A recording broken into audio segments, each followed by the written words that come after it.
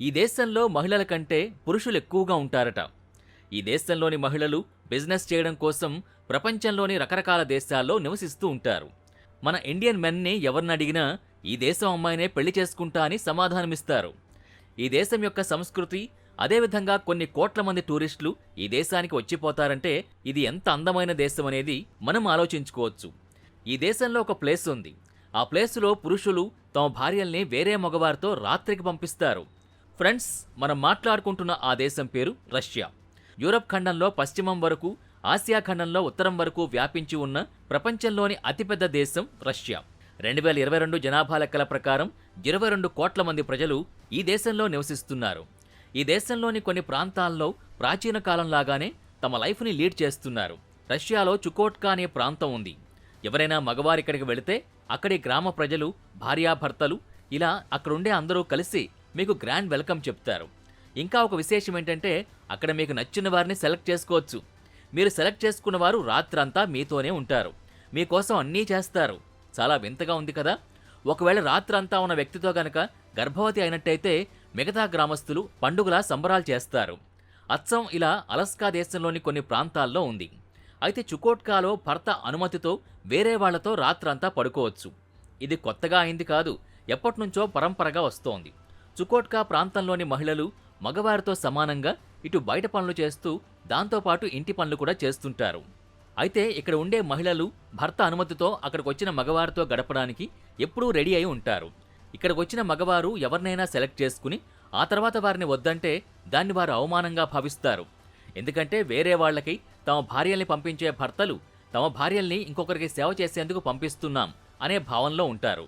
ఎవరైనా రిజెక్ట్ చేస్తే మాత్రం పెద్ద అవమానంగా భావించి గ్రామం అంతా చాలా బాధపడతారు. అందుకే ఇక్కడికొచ్చిన మగవారు ఖచ్చితంగా ముందు జాగ్రత్తగా ఒకరినే సెలెక్ట్ చేసుకుని వారితో రాత్రంతా ఉంటారు. అయితే ఇక్కడి మహిళలు చాలా కష్టమైన వాతావరణంలో బతుకుతారు. మొత్తం మంచు ప్రాంతం కాబట్టి చాలా కష్టమైన ఇటు బయట పనిని, అటు ఇంట్లో చిన్నపిల్లలుంటే వారిని కూడా చాలా జాగ్రత్తగా చూసుకుంటారు.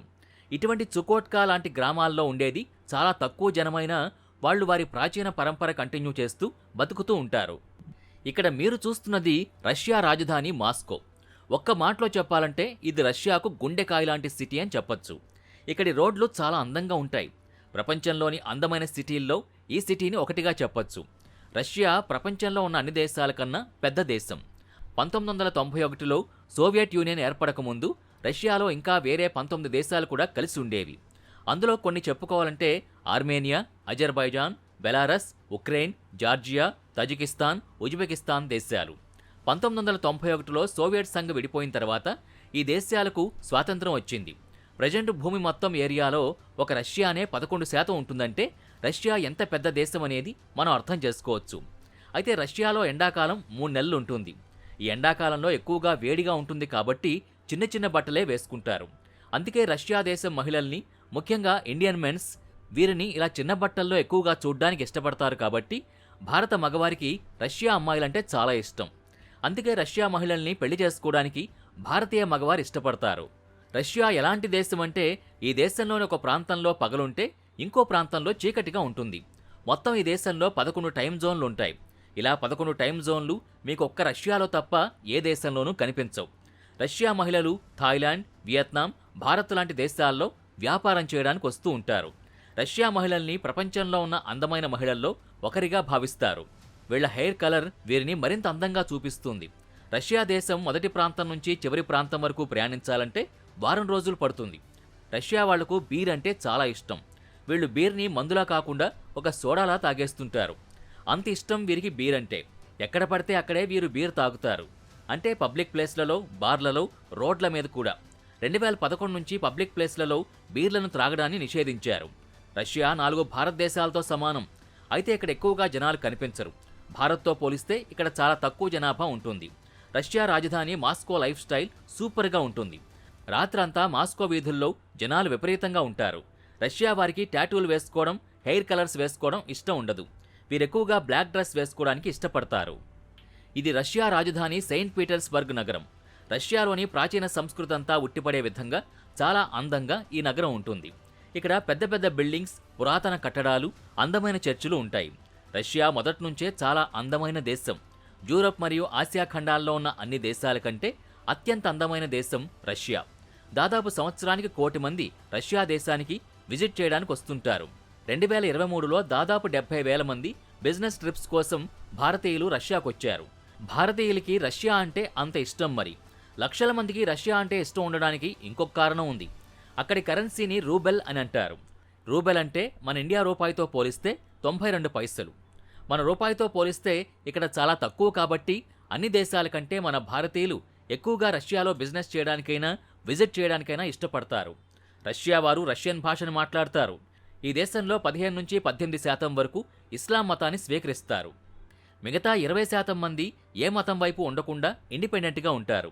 రష్యా వాళ్ళు ప్రశాంతమైన తెలివైన వారు. ఉమ్మడి రష్యాగా ఉన్నప్పుడు 130 నోబెల్ బహుమతులు ఈ దేశానికి వచ్చాయి. 1975లో ఆండ్రూస్ సహరోవ్ ఫిజిక్స్లో నోబెల్ శాంతి బహుమతి సాధించాడు. 1987లో జోసెఫ్ బ్రాడ్స్కీనే లిటరేచర్లో నోబెల్ బహుమతి సాధించాడు. 1957లో రష్యా తన మొట్టమొదటి శాటిలైట్ని అంతరిక్షంలోకి పంపించింది. 4 సంవత్సరాల తర్వాత 1961లో రష్యా స్పేస్ విభాగంలో చరిత్ర సృష్టించింది. యూరీ గగరిన్ మొట్టమొదటగా అంతరిక్షంలోకి ప్రవేశించి భూమి చుట్టూ 4 సార్లు చక్కర్లు కొట్టాడు. ఇలా భూమి చుట్టూ చక్కర్లు కొట్టిన మొట్టమొదటివాడిగా యూరీ గగారిన్ చరిత్ర సృష్టించాడు. దీంతో ఒక్కసారి రష్యా స్పేస్ ఏజెన్సీ పేరు ప్రపంచమంతా మారుమోగిపోయింది. రష్యాలోని కొన్ని ప్రాంతాలు నిరంతరం మంచు కురుస్తూ ఉంటుంది. ఎల్లప్పుడూ మంచు కురుస్తూ ఉండే ప్రాంతాల్లో జనం నివసించే దేశం ఏదైనా ఉంది అంటే అది రష్యా మాత్రమే. దీని పేరు ఓయ్ మయాకాన్ గావ్. ఇక్కడ వాతావరణం -50 డిగ్రీల నుంచి -88 డిగ్రీలకి పడిపోతుంది. ఇంతటి చల్లని ప్రదేశంలో ఉండడం చాలా కష్టం.